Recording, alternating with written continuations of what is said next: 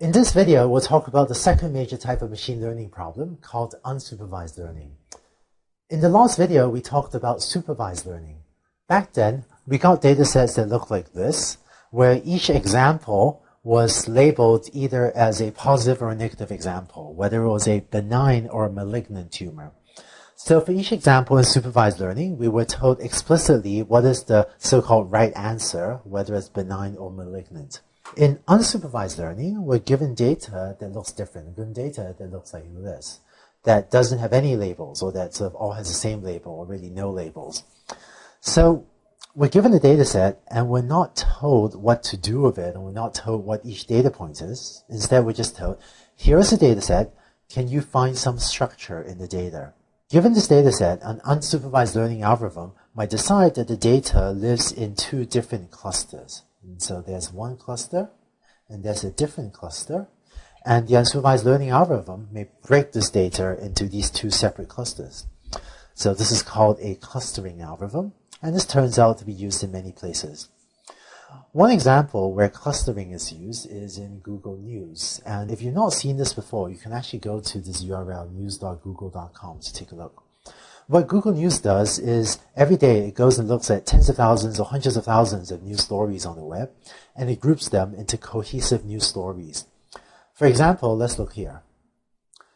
The URLs here link to different news stories about the BP oil well story.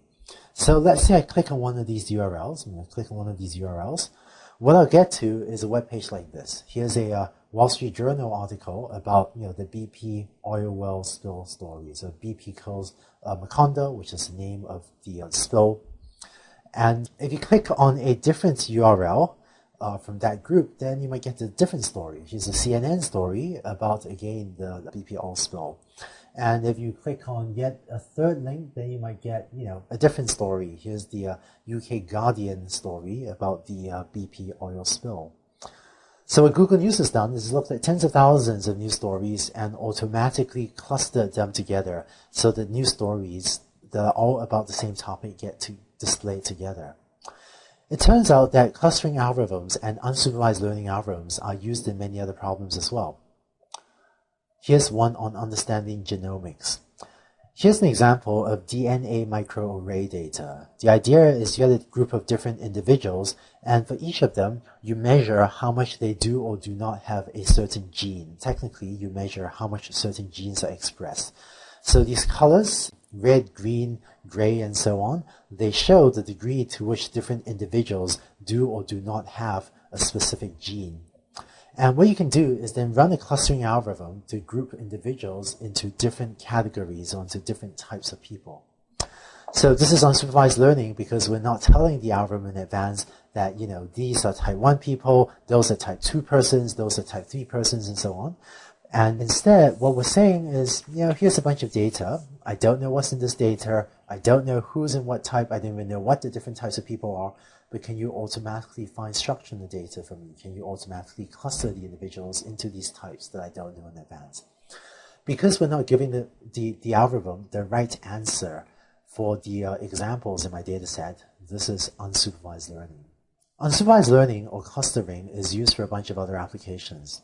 It's used to organize large computer clusters. I had some friends looking at large data centers, that is, large computer clusters, and trying to figure out which machines tend to work together.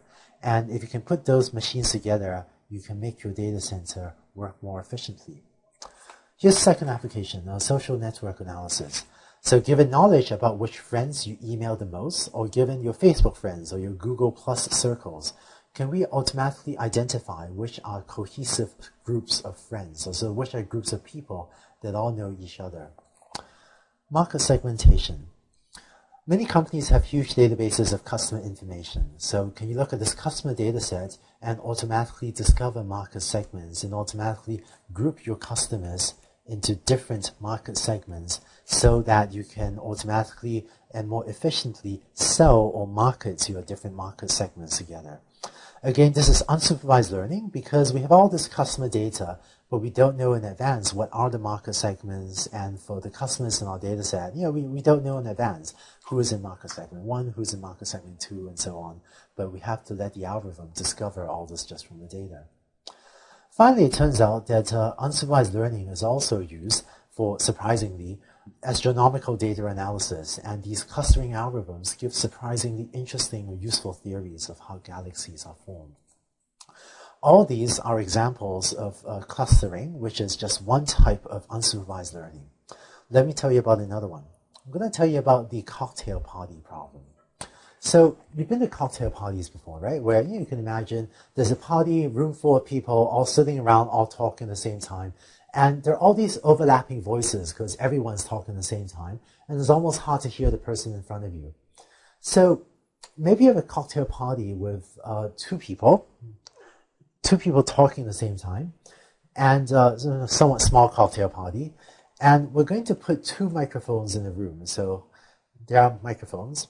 And because these microphones are at two different distances from the speakers, each microphone records a different combination of these two speakers' voices. Maybe speaker 1 is a little louder in microphone 1, and maybe speaker 2 is a little bit louder in microphone 2 because the two microphones are at different positions relative to the two speakers. But each microphone records an overlapping combination of both speakers' voices. So here's an actual recording of two speakers recorded by a researcher. Let me play for you what the first microphone sounds like.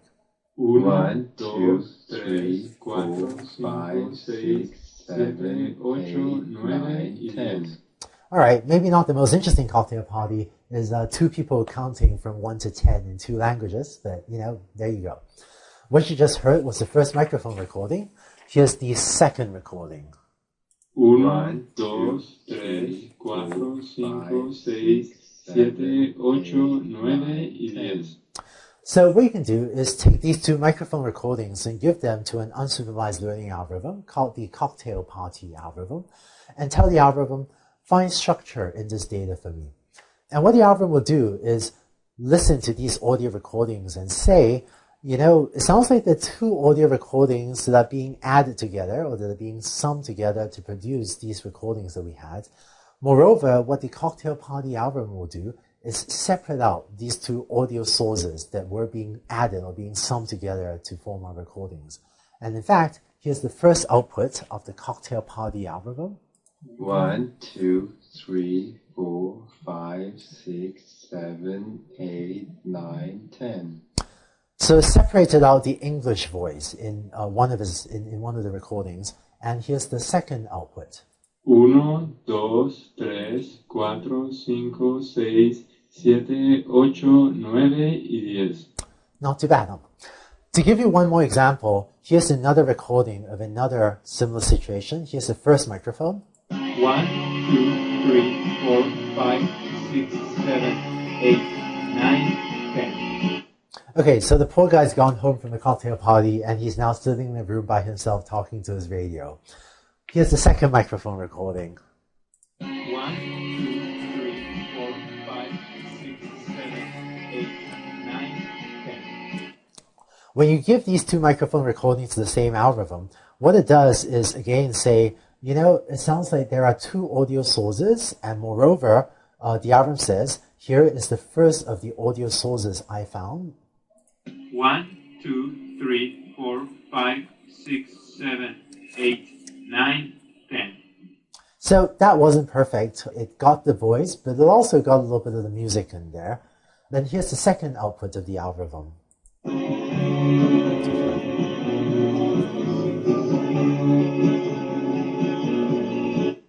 Not too bad. In that second output, it managed to get rid of the voice entirely and just cleaned up the music and got rid of the counting from 1 to 10. So you might look at an unsupervised learning algorithm like this and ask, how complicated is it to implement this, right? It seems like in order to build this application, it seems like to do this audio processing, you need to write a ton of code or maybe link into a bunch of C++ or Java libraries to process audio. It seems like a really complicated program to do this audio, separating out audio and so on. It turns out the algorithm to do what you just heard, that can be done with one line of code, shown right here. It did take researchers a long time to come up with this line of code, so I'm not saying this was an easy problem, but it turns out that when you use the right programming environment, many learning algorithms can be really short programs.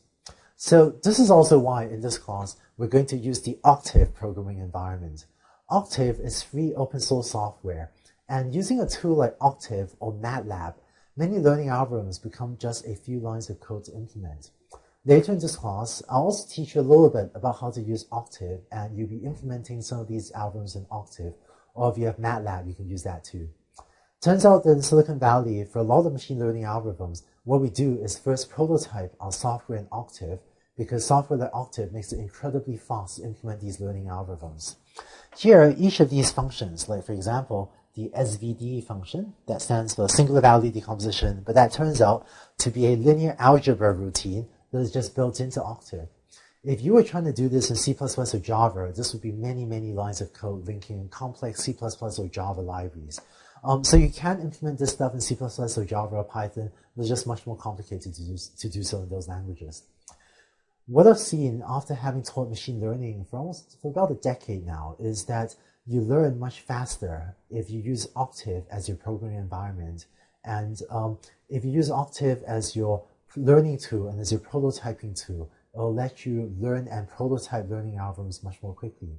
And in fact, what many people will do in the large Silicon Valley companies is in fact use an algorithm like Octave to first prototype the learning algorithm, and only after you've gotten it to work, then you migrate it to C++ or Java or whatever. It turns out that by doing things this way, you can often get your algorithm to work much faster than if you were starting out in C++.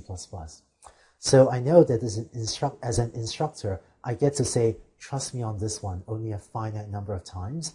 But for those of you who have never used these sort of Octave-type programming environments before, I'm going to ask you to trust me on this one and say that you will, I think your time, or your developer time, is one of the most valuable resources.